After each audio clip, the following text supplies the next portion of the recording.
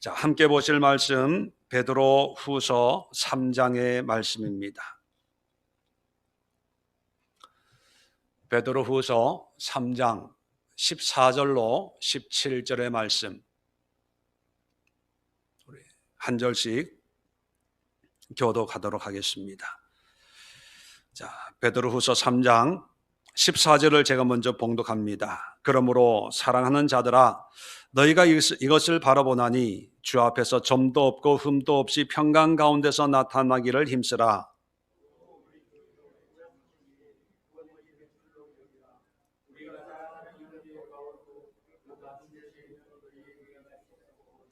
또 그 모든 편지에도 이런 일에 관하여 말하였으되 그 중에 알기 어려운 것도 들어 있으니 무식한 자들과 굳세지 못한 자들이 다른 성경과 같이 그것도 억지로 풀다가 스스로 멸망에 이르느니라.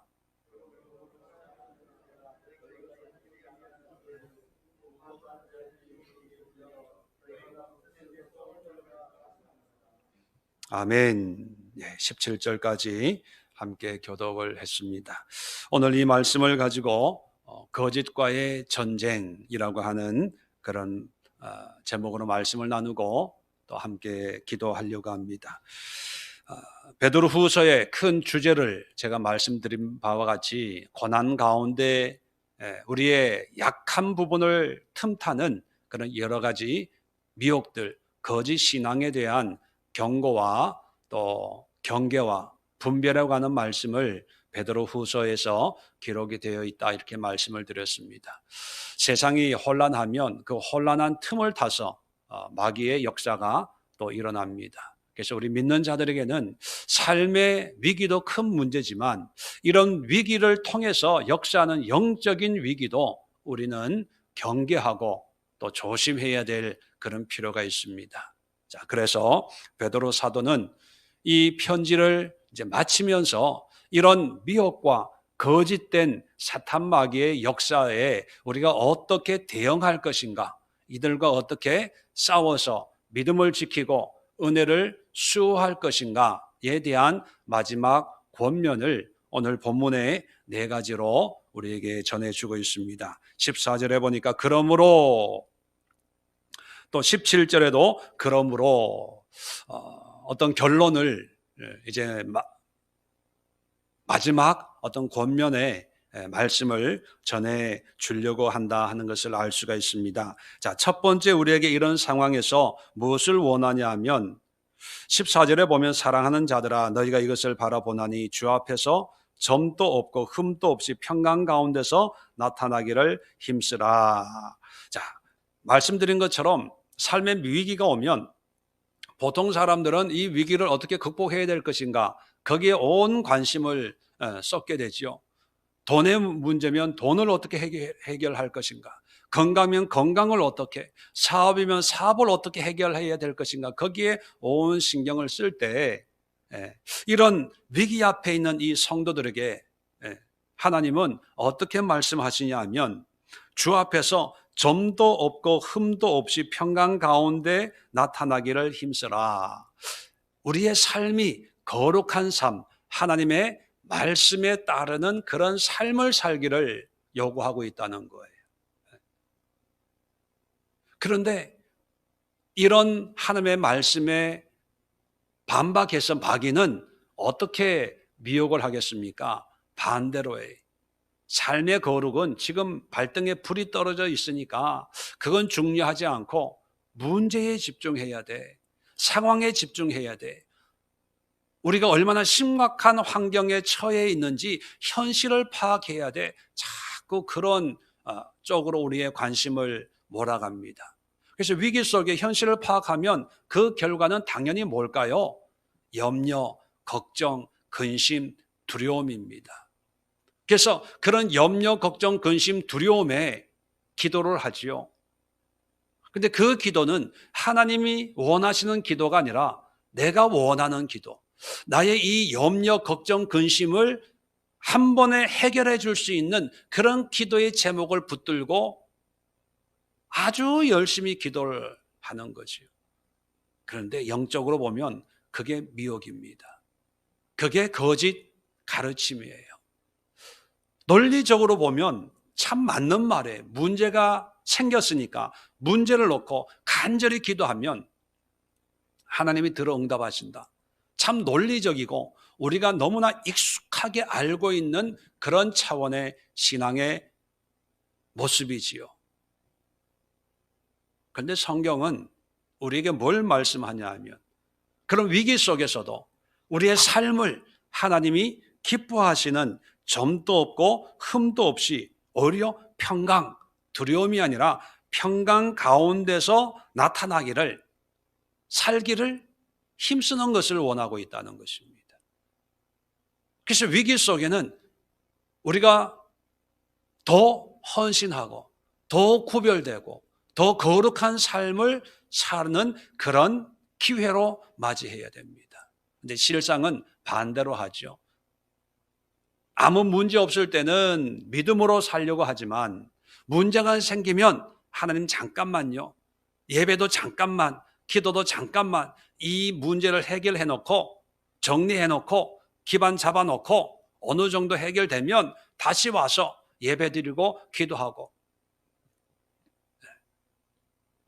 무엇이 맞는지 어떤 신앙의 태도가 하나님의 뜻인지를 오늘 말씀을 통해서 여러분 스스로가 한번 분별하고 확인을 해보는 그런 시간을 가질 수 있기를 바랍니다.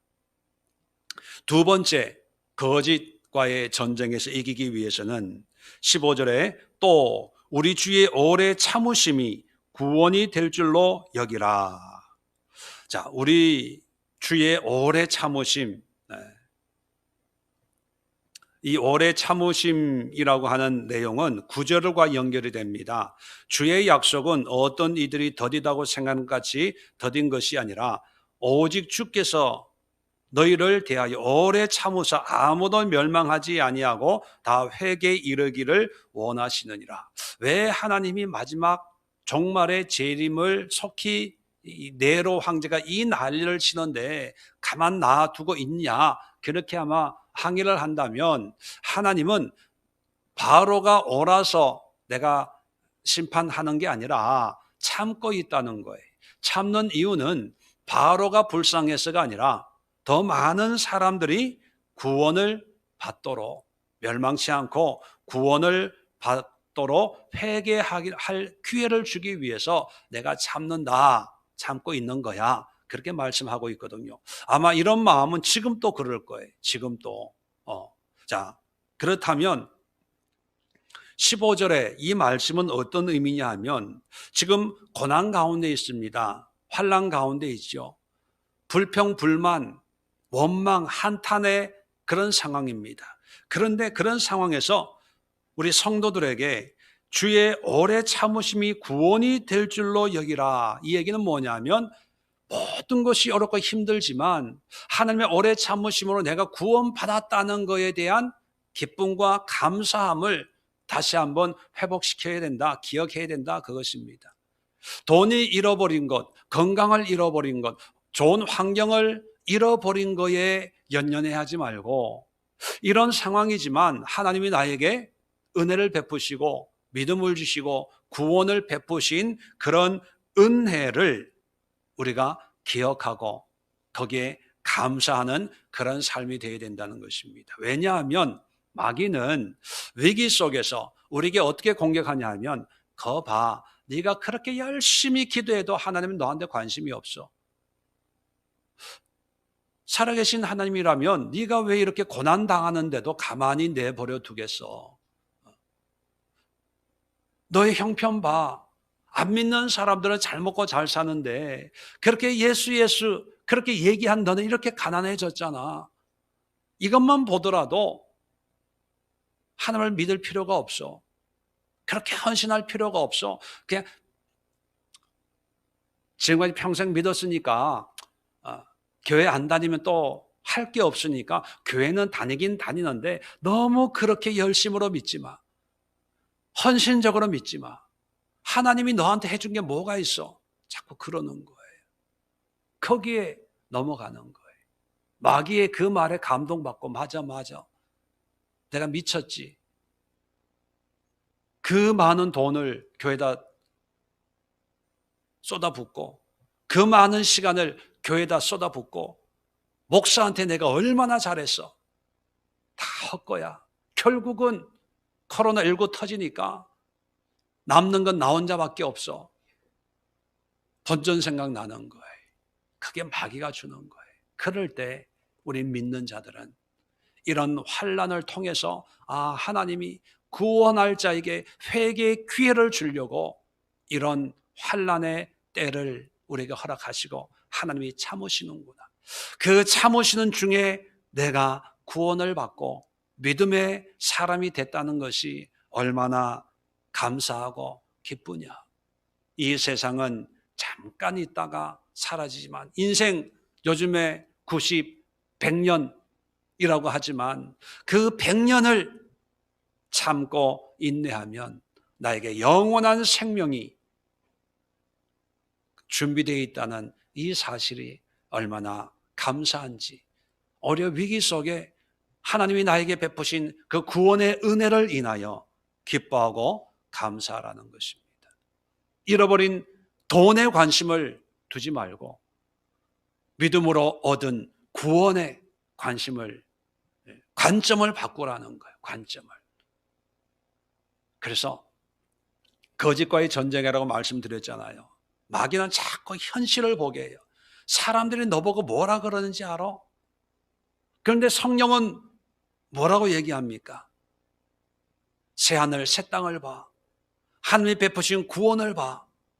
하나님이 너에게 준비하신 상속의 그 유업자로서 하나님의 자녀에게 베푸시는 영원한 선물들을, 은사들을 바라보고 살아라. 그렇게 얘기하는 거예요. 여기에 어떤 것을 취하고 살아갈지는 우리의 결정에 달려 있습니다. 무엇이 진정한 복음이고 무엇이 사탄의 미혹인지를 여러분 스스로 오늘 말씀을 통해서 한번 확인해보는 그런 시간이 될 수 있기를 바랍니다. 세 번째, 거짓과의 전쟁.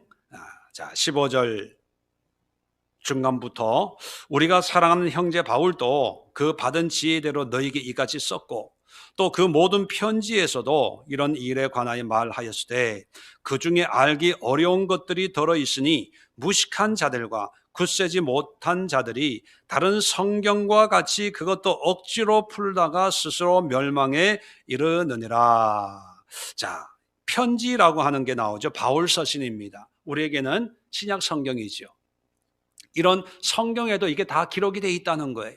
이걸 얘기하고 있다는 것입니다. 그런데 이 무식하고 굳세지 못한 자들, 하나님의 말씀에 대해서 지혜가 없고 또 믿지 않는 그런 사람들은 이런 성경 말씀을 다른 성경과 같이, 다른 성경은 뭐예요? 구약 성경. 이 당시에 아직 신약 성경이 완성되어 있지 않아서 편지라고 표현을 하고 있고 또 다른 성경이라고 하는 것은 구약 성경을 얘기합니다. 근데 우리에게는 신약과 구약 이렇게 이해하면 돼요. 자, 신약과 구약의 성경을 억지로 풀다가 스스로 멸망에 이르렀다. 그건 뭡니까? 자기 생각대로, 자기 뜻대로, 자기 기준으로 성경을 해석하고 또 그것을 믿다가 결국은 멸망을 당하게 된다. 그런 뜻입니다. 무슨 얘기냐면 하나님의 말씀에 바른 이해가 있어야 된다는 거예요. 말씀으로 바르게 분별할 수 있어야 된다 하는 겁니다. 말씀은 환난의 역경이나 변함이 없습니다. 그런데 어려움이 생기면, 나의 필요가 생기면 그 말씀을 항상 내 중심으로 해석하기가 쉬워요. 하나님의 뜻으로, 하나님의 관점으로 해석하는 것이 아니라 우리의 필요나 우리의 요구에 맞춰서 입맛에 따라서 이 말씀을 조미료를 쳐가면서 손맛을 내면서 맛있게 요리를 합니다. 그래서 어려운 속에 있는 사람들이 그 말씀을 맞아, 좋아, 맛있다, 맛있다, 아멘, 아멘 하도록 그렇게 요리를 해요. 힘들고 어려울 땐 희망의 메시지를 선포할 때 사람들 도전을 받아요. 어렵고 힘들 때는 하나님이 함께 하십니다. 그래서 사람들을 울리기도 했다가 웃기기도 했다가 그런 예배, 그런 집회를 통해서 사람들 은혜 받았다고 얘기합니다. 뭐가 은혜입니까? 정말로 솔직하게 하나님의 은혜를 받았다면요, 우리는 회개밖에 없어요. 은혜 앞에는 회개밖에 없어요. 그렇지 않겠어요? 과연 우리가 하나님의 은혜를 받고 너무 기뻐서 깔깔깔깔 거릴 수 있는 그런 삶이 몇 명이나 되겠어요?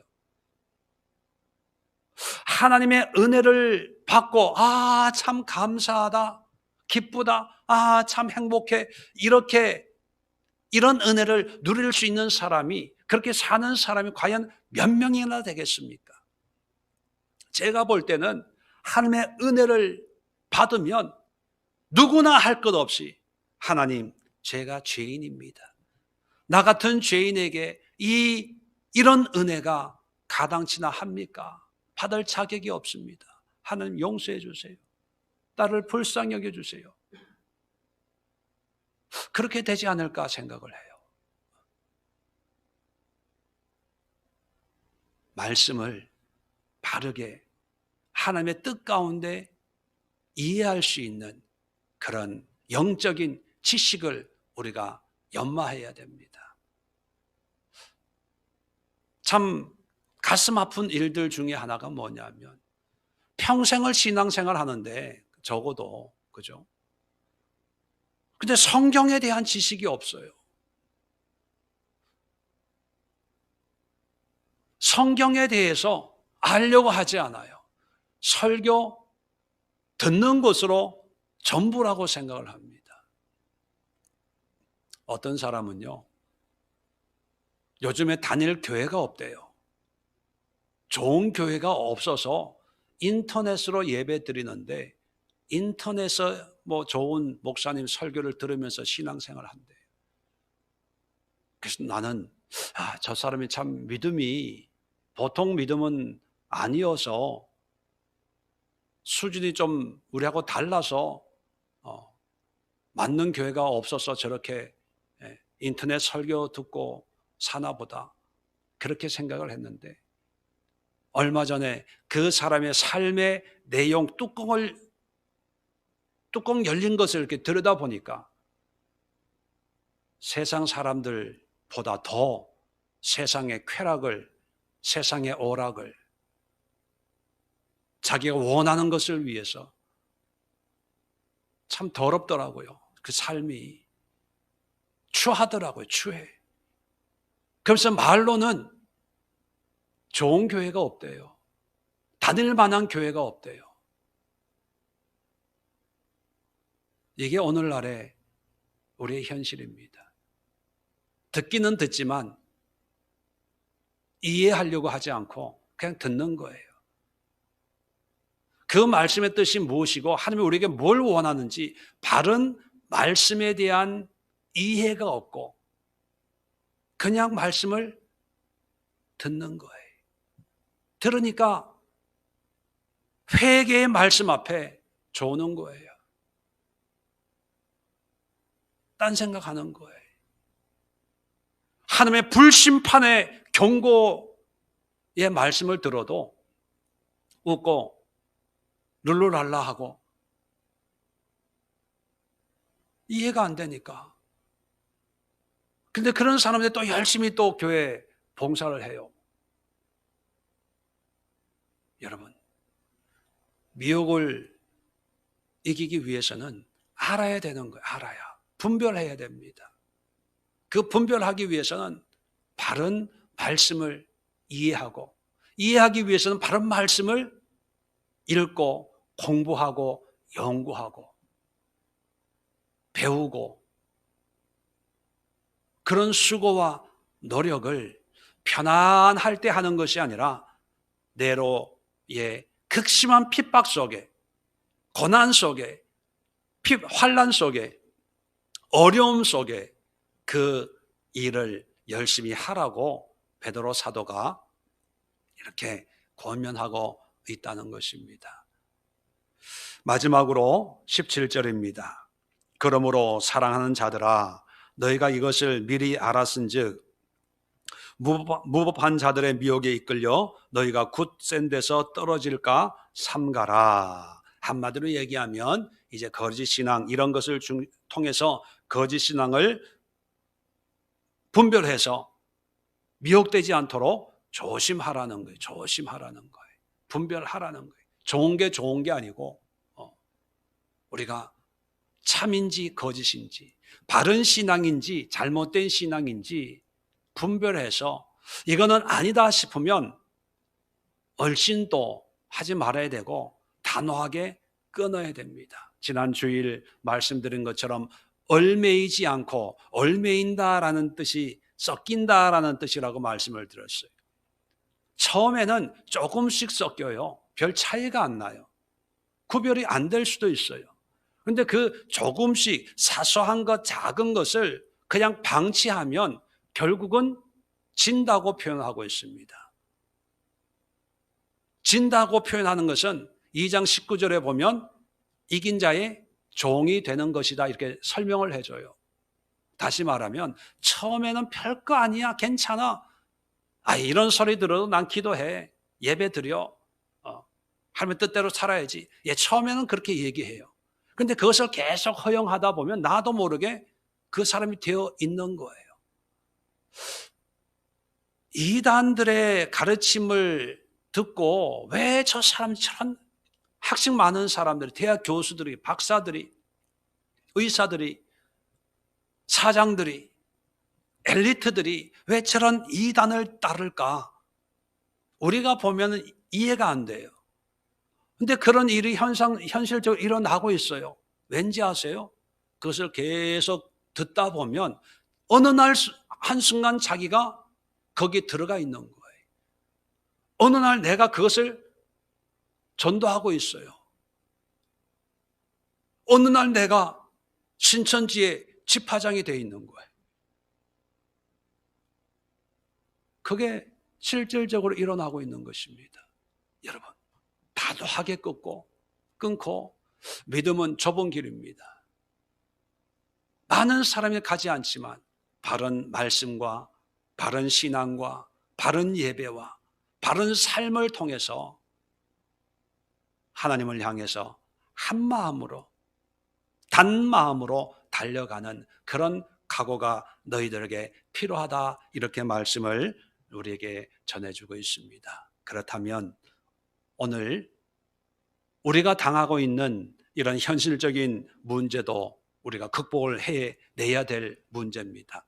그런데 우리 믿는 자에게는 현실적인 문제보다도 영적인 문제를 해결함으로 현실의 문제를 해결하는 그런 특별한 은혜와 믿음을 가지고 있기 때문에 베드로 사도도 그렇게 말했지만 현실적인 문제를 놓고 기도하지 말고 먼저 우리의 영혼이, 우리의 신앙이, 우리의 마음과 생각이 하나님 앞에 바르게 서 있는지를 먼저 점검하는 그런 권면을 베드로 전서와 후서를 통해서 우리에게 말씀해 주고 있습니다. 그렇다면 오늘 이 거짓된 미혹이 판치는 이 시대 속에 바른 신앙을 가지고 주님을 섬기기 위해서 우리는 지금 어떤 수고와 노력을 하고 있는지 한번 되돌아보시고 오늘 함께 나눈 이 4가지 말씀을 하나씩 기도하면서 이 말씀이 나의 믿음에 나의 삶에